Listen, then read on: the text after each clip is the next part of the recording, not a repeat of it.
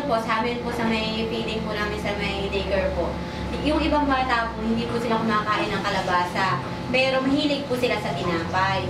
So para po makakain sila, pwede po namin, kung i-market po, pwede po kami bumili, tapos dadalhin po sa daycare para po, at least di man po sila makakain ng nakikita po nila yung kalabasa, iyan po, pwede po sa kanila.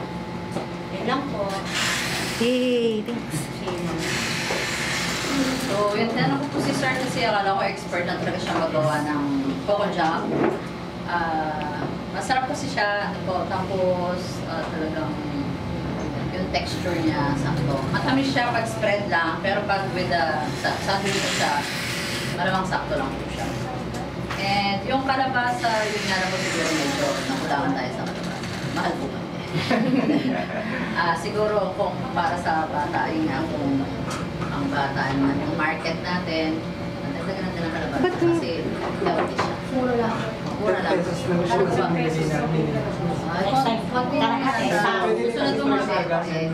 So konti lang pala. Anyway po. Masarap po. Magtinda po kayo bukas. Agad-agad bukas na. Hindi na po kayo, may question pa. Thank you. Thank you, Kuya Rick. Wait lang. Ako si Bernadette Marcos, from City. Ngayon po ang ilalawag ko nito. Ay, ako nakakapong. Premiere ko ba sa Tremenda. Ingat-ingat po. Hindi niya alam naka-live na din. Ingat po siguro masasabi ko, bahala na kayo mag-jobs.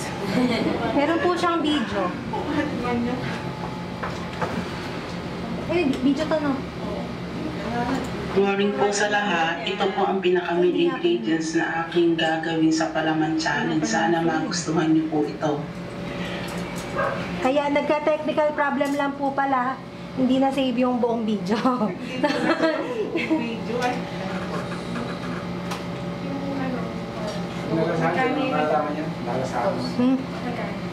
Yung costing niya, ano, bigay ba sa akin? Ang na-send na. Hindi ko makita. Nakamagkano ka ate? Ay, pakita mo na lang pala sa kanila.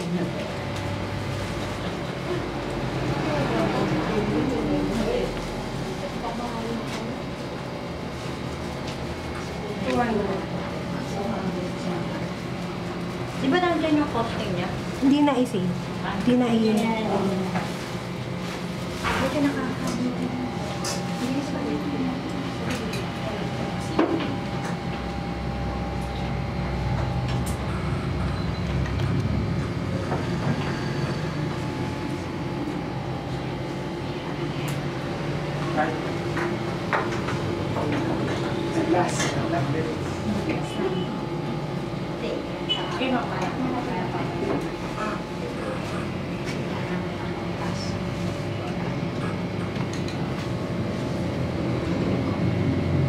Plastic na.